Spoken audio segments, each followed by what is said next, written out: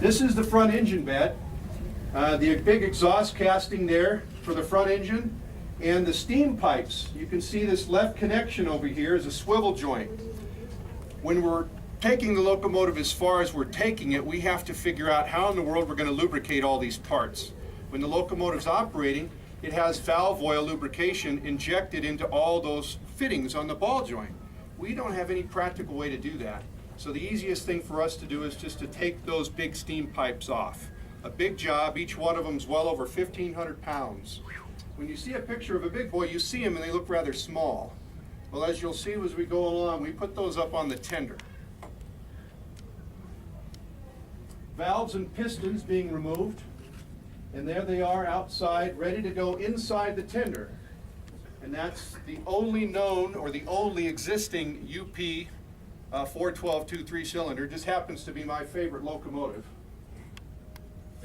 We spent a lot of time looking at that locomotive. And here we are in our work setup. This was our what we called a compound. We loaded up a trailer with all the tools that we needed, all of our hand tools and everything that we needed for the project we brought with us in a trailer. And we would get set up. We set up a gantry crane, we had all of our tools and everything we needed to start working, and we started on various phases of the project disassembling it. And there's another shot of our compound, our work table, our solvent tank. We were doing most of this during the LA County Fair, so this display was open to the public. So we would cordon off an area and we would allow people to come around and we'd visit with them, and largely we were trying to get our work done.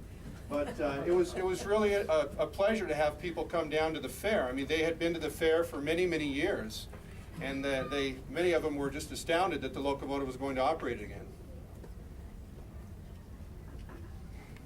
One of the first considerations on moving a locomotive in its present weight of 440 tons is we've got to get the brakes going.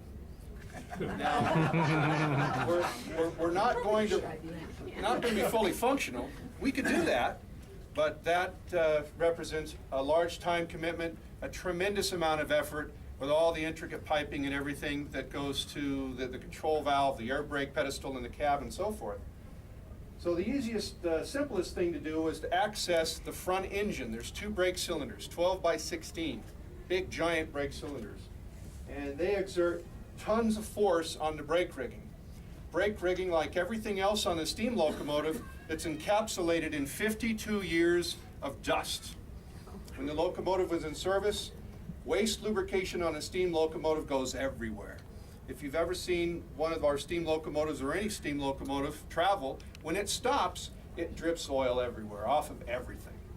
And that oil is coming from any number of areas and components that need lubrication. It simply lubricates and drops on the ground. Well, it gets all over the brake rigging, all over the frame, everywhere. And when you bring a locomotive in and you place it on display, there it sits. And Mother Nature and wind do its thing. And pretty soon, that quarter-inch layer of oil and grease is slowly solidified and encapsulated in dust. And as you'll see when we go along, that was a big part of what we called our busy work. It wasn't a top priority to go after that because it's such an immense locomotive. We needed to get the mechanical work scope done. When we get certain parts of that phase done, then we'd have guys assigned to getting that stuff out of there. Inside the drivers, inside the frame. I mean, it's just everywhere. And we pulled out of there, out of our rigid vacuum cleaner, I don't know how many 55-gallon barrels of dirt and dust and road grime. And here's a picture that I can't show to our safety department. All joking aside, we're putting up the crosshead. And the locomotive, the way it's displayed, the right side was right up against the curb. And we really couldn't get a forklift in there to manage that crosshead. And it's known as a multiple bearing guide, and it was a very good design toward the end of the steam locomotive. And we've taken all those apart and we've serviced them. It runs in a guide surface just over my right shoulder.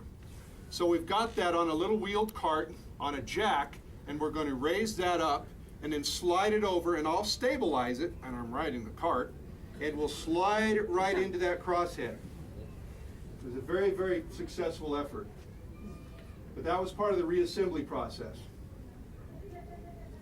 And that's a brake cylinder. That's a brake cylinder piston, push rod, return spring, and what's called a non-pressure head. And just like on the 844, we've gone through, particularly on the 844, and rebuilt all of those. And we made what we called our field expedient spring compressor. And that's like many tools and jigs and fixtures along the way. You make them and design them as you go to suit the conditions, to suit the needs, whatever it is you're working on. You can't get too wrapped up in getting all tied up in all the specialty tools, because you're going to have to make a lot of them. A lot of what we have on the 844 and the 3985 is going to work here. Well, some of those tools are a little bit old. Well, we'll just make some new ones. So we use that as an opportunity to make new tools as well. And there's all cleaned up and ready to go, and you can see the overall condition is really good. And that's representative of the overall condition of the locomotive, enjoying that Southern California climate. That's what's called a push rod and a brake cylinder piston and a return spring. And this is a modern day packing cup, which is nearly identical to the one that came off of there. Of course, that one was so deteriorated it disintegrated as we removed it. So that's a modern rubber packing cup. And there it is. And that's a handmade felt wiper. And you can see we've got new grease on the push rod tube, and we're getting ready to reassemble that whole assembly back into the cylinder on the locomotive. There's the cylinder. We could not remove that one without major work. The springs are in the way, as you can see, the spring hangers on either side. You've got the cylinder rods and everything that come out. There's just too much and so cramped. And that was one lesson that I learned initially on when I began planning the process of what we're going to do and how we're going to do it. I didn't want to move the locomotive at all until we got into those roller bearings. And much to my chagrin, we couldn't. That locomotive is so big, so well designed, and everything is so condensed. I was accustomed to the 844 with an 80-inch driver, large pedestal openings in the frame where you can climb down in there, and a skinny guy like me, I can get underneath on top of the brake rigging and nearly get all the way from the first to the fourth axle. That's not possible on this locomotive. We pulled apart the brake rigging, we did everything we could, and we were only able to get into 3 out of 8 axles. So we had no choice but to move the locomotive. Here's some UP Steam Crew manufactured components for the brake cylinder. All of those, with the exception of the non-pressure head casting and the return spring, though, and the small little air breather over there, all of those were handmade by our crew in Cheyenne, including the dies and the tooling to make those metal stampings you see there. A lot of painstaking work, a lot of tool and die making goes into the process, but you can't get parts for these cylinders. So we just make all the tooling, and we possess the knowledge and the skill to do that, make all that tooling and set it aside, and years down the road we need it again, now we have it. And there's the locomotive coming together some more. This is the right side. Now we're not going to concern ourselves with the lubricators on the right side. On a big boy locomotive, those are valve oil. We don't need the valve oil running. The locomotive will not be operating. It's being towed to Cheyenne with the cylinders and valves removed. Now this is the left side. This is an engine oil lubricator. That's what it looked like when we got there. And in many cases in our facility, it was more practical for us just to rebuild it right there. We had some in Cheyenne that we've taken off of other locomotives, the 4023, for example, other locomotives that we've had over the years, and museum locomotives that we've horse traded for parts. And in this case, the bottom part of the lubricator was like the La Brea tar pits down in there. And there was a little stratified layer of moisture, which had damaged components. And then above that was the oil. Largely everything in there was serviceable, except the springs that we had to pick up at Ace Hardware. So the locomotive, just like this, took that down to a local car wash and rinsed it out really good, and spent several days in a dirt parking lot on a metal workbench and resurrected that. Is actually a work of art. I mean, the craftsmanship and the attention to detail is just magnificent. I cannot talk, I just can't be more proud of the guys. I mean, the work that they do, the level of attention and detail is just staggering. And it's fully functional. Had to rearrange some of those. Some of those pumps didn't work, so we brought down some with us and we arranged them. Some of them are what we call a double pumping unit. We put those in there so they would have enough discharges to feed all the lubrication points. And a bushing on the right and a new bushing to replace it on the left. And Austin and Ted's never or ever-present Mountain Dew can. And there's a lubricator, nearly good as new. One of the beauty of today's technology is Google and the smartphone and eBay.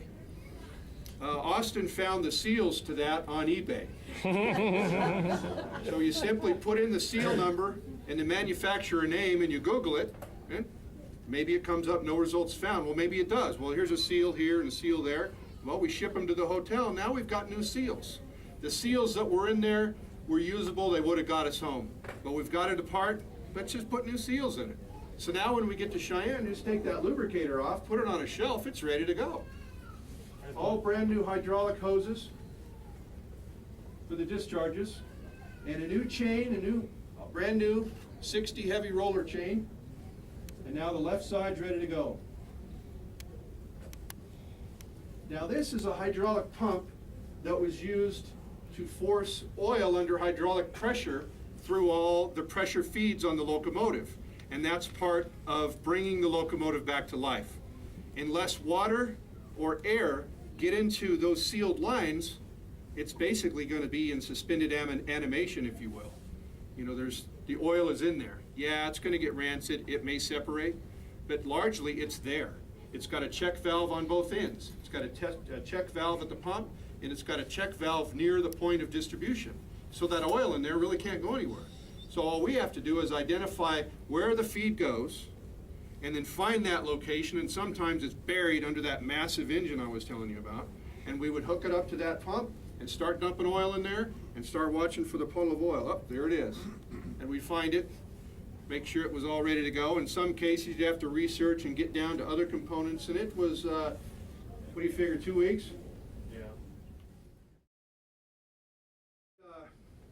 This is part of the centering device. And the front part of the locomotive, where that front part bears the weight on that front engine. So this is the bearing plate that slides back and forth.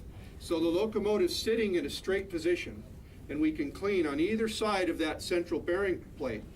Once we get it into a curve, which was the next part of the process, as soon as we get the locomotive, we call it a her, forgive me if I do that, but you know, train guys, we always refer to locomotives as a her. I don't know why we do that, but people bust me that all the time.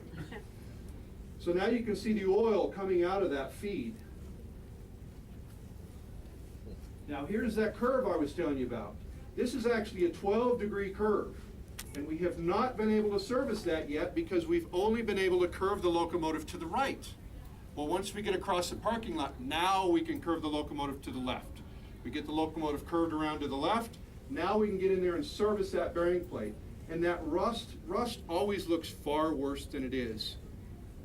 You take that rust off and it's down to, in many cases, smooth metal or pitted metal that you can deal with.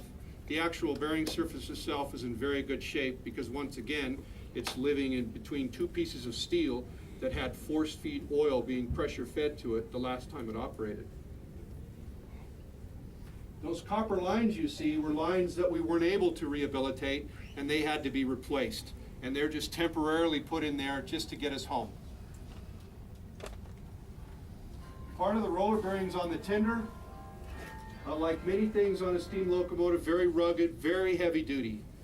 Sealed up for all intents and purposes. Roller bearings aren't sealed. It has what's known as a labyrinth seal, which is a difficult way for a contaminant to get in and a difficult way for the lubricant to get out. So it is not a sealed environment in there. So the beauty of a grease bearing is the grease that's applied in there when the locomotive is under operation, that grease becomes warm. And it just fills the whole cavity, splatters all over the place, and if the locomotive is operating at high speed, it becomes almost like an oil. So it's all over that back side of that labyrinth seal. So it's keeping all those contaminants out. So what we wanted to do, without getting overly carried away, we wanted to get that old lubricant out. It was starting to break down. You could see the oil and the grease separating just on the surface. So we wanted to get in there best we can, but you don't want to disturb something. You know, this isn't an exploratory mission, or we're not getting into it for the sake of getting into it. Again, we've got to go 1,293 miles. So we wanted to make sure, A, the bearing was in good shape, that retaining nut you see was properly secured, and there's a retaining plate that's bolted to the end that secures that nut, and it's got safety wiring. So we needed to make sure that was in the proper condition. Now it's all cleaned up and ready to go. And all we did is wipe the grease out of that cover.